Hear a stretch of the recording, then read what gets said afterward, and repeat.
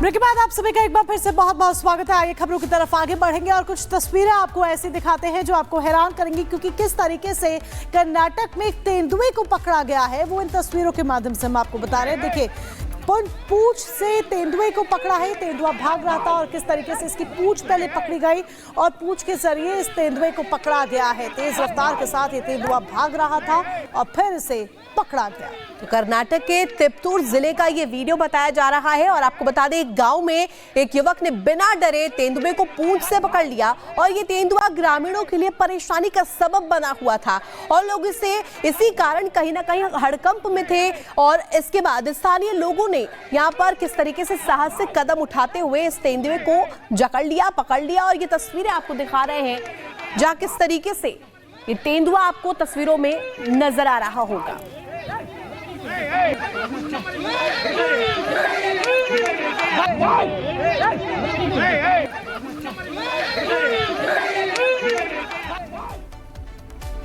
और चलिए बढ़ेंगे आगे और अब बात करेंगे इंडिया अलायंस की। तो देखिए, लोकसभा चुनाव में इंडिया अलायंस भरपूर तरीके से यहाँ पर आगे बढ़ता हुआ नजर आया था और लेकिन लोकसभा चुनाव में अगर कांग्रेस की बात करें तो अच्छी खासी बढ़त हासिल करते हुए कांग्रेस नजर आई थी। लेकिन अब कुछ ऐसा हो गया है क्योंकि जो साथी है वो ही साथ छोड़ते हुए नजर आ रहे। मोनिका, बिल्कुल, साथी साथ छोड़ रहे हैं, हाथ का साथ छोड़ते हुए नजर आ रहे हैं और कहीं ना कहीं बयान सीधे तौर पर दे दिया गया है कि दरअसल ये जो अलायंस था, ये जो गठबंधन था, वो तो सिर्फ लोकसभा चुनावों के लिए था।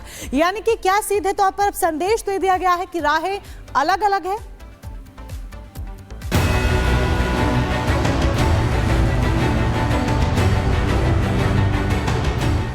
लोकसभा चुनाव से पहले जिस एनडी गठबंधन ने सीना तान कर एक साथ चुनावी मैदान में उतरने का फैसला किया था, वही गठबंधन 2 चुनाव के हार के बाद ताश के पत्ते की तरह बिखरने लगा है।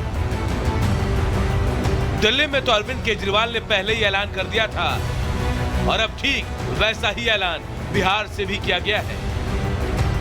पहले से तय था इंडिया अलायंस जो है वो लोकसभा के लिए, और बिहार में जहाँ तक बात की जाए हम लोग तो शुरू से साथ थे यहाँ तो। इस दौरान पत्रकारों ने जब पूछा कि क्या आरजेडी भी दिल्ली चुनाव में उतरेगी, तो सुनिए तेजस्वी यादव ने क्या कहा।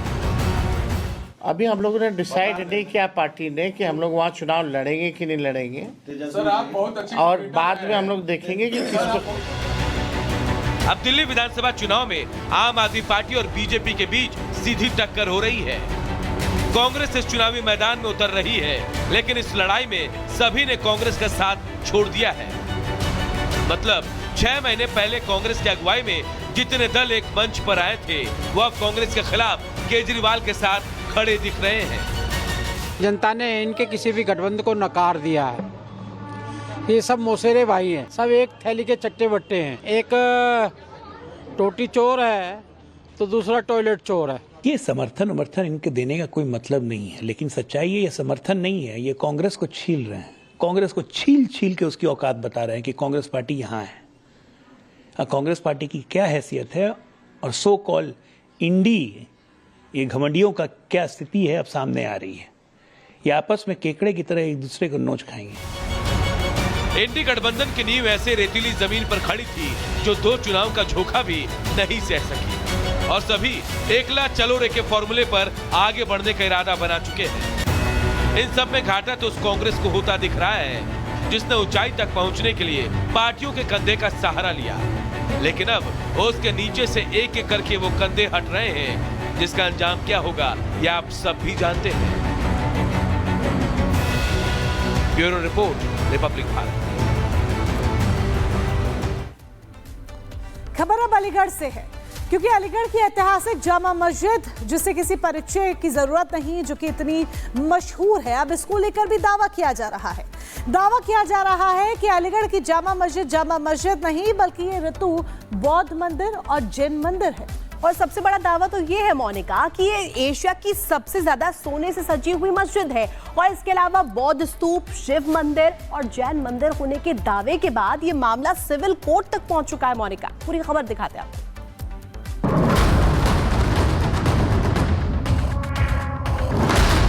उत्तर प्रदेश के अलग अलग शहरों की मस्जिदों में मंदिर खोजने के विवाद में एक नया नाम जुड़ गया। अब अलीगढ़ की ऐतिहासिक जामा मस्जिद भी ऐसे ही विवादों में फंसती नजर आ रही है। ऐसा दावा किया जा रहा है कि अलीगढ़ की जामा मस्जिद एशिया की सबसे ज्यादा सोने से सजी मस्जिद है। इस मस्जिद के स्थान पर बौद्ध स्तूप, शिव मंदिर और जैन मंदिर होने का दावा करते हुए ये मामला सिविल कोर्ट तक पहुंच गया है। आरटीआई एक्टिविस्ट और भ्रष्टाचार विरोधी सेवा के राष्ट्रीय अध्यक्ष पंडित केशव देव गौतम ने इस मस्जिद के ऐतिहासिक स्वरूप पर सवाल उठाते हुए सिविल जज के न्यायालय में याचिका दायर की है, जो कि स्वीकार हो गई। गौतम का दावा है कि मस्जिद के निर्माण से पहले यहाँ हिंदू राजाओं का बाला किला मौजूद था। उसके मुताबिक कुछ लोगों ने कथित रूप से फर्जी दस्तावेज तैयार कर स्थान पर जामा मस्जिद की स्थापना कर दी। गौतम ने अपनी याचिका में पुरातत्व विभाग से आरटीआई के तहत मिली जानकारी का हवाला दिया। उनके मुताबिक विभाग ने यह पुष्टि की है कि मस्जिद के स्थान पर पहले बौद्ध स्तूप, जैन मंदिर और शिव मंदिर मौजूद थे। इन तथ्यों और साक्ष्यों के आधार पर गौतम ने न्यायालय से मस्जिद को बेदखल करने की मांग की है। तो वहीं सिविल जज के न्यायालय ने इस मामले की सुनवाई के लिए 15 फरवरी की तारीख तय की है। अब धार्मिक और ऐतिहासिक महत्व का विषय बन गया है, जिस पर सभी की नजरें टिकी हैं। Bureau report, Republic Bharat. और चलिए बढ़ेंगे आगे और अब बात मुंबई से आई हैरान कर देने वाली खबर की। मुंबई में पुलिस ने एक फर्जी इनकम टैक्स कमिश्नर को गिरफ्तार करके एक फर्जी ठग गिरोह का पर्दाफाश किया। मोनिका, बिल्कुल, ये फर्जी ठग गिरोह कोई ऐसा वैसा गिरोह नहीं था ऋतु। ये फर्जी ठग गिरोह इतना बड़ा गिरोह था कि इन्होंने बेरोजगारों को भी नहीं बख्शा और 40 बेरोजगारों से कुल 2 करोड़ रुपए की वसूली की। किस तरीके से ये पकड़ में आए, कैसे खुलासा हुआ, क्या इनपुट्स मिले थे, पूरी डिटेल इस रिपोर्ट के जरिए देखिए।